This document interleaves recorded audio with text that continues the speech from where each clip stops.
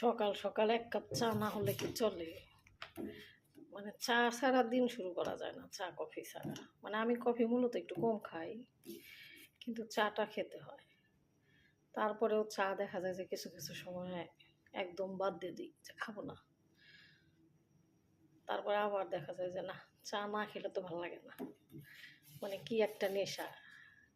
আমার দাদি ছিল, আমার দাদি হচ্ছে যদি চিনি না থাকতো উনি লবণ চা খাইতো। আর সব সময়ই দেখা যাইতো যে চুলার উপরে ওনার চায়ের পাতিল থাকতো। তো সেই ছোটবেলার একটা অভ্যাস, সেই অভ্যাস তো আসলে বাদ দেওয়া যায় না। এই হচ্ছে অবস্থা। আগে অবশ্য দুধ চা কম খেতাম, আমি লাল চা খেতাম, চিনি ছাড়া খেতাম অনেক বছর। কিন্তু এখন আবার এই যে দুধ চা খেতে খেতে এমন একটা নেশা হয়ে গেছে, এখন আর দুধ চা ছাড়া ভালো লাগে না। আসলে বদ নেশা সব কিছু, অভ্যাস খুব খারাপ। এগুলো হচ্ছে অভ্যাস। আবার যদি অভ্যাস করি যে না একটু লাল চা খাবো, আবার অভ্যাস হবে। কিন্তু এই যে মুখের স্বাদের একটা ব্যাপার স্যাপার আছে না, ভালো মন্দ, আসলে স্বাদ জিনিসটা কন্ট্রোল করা খুব কঠিন।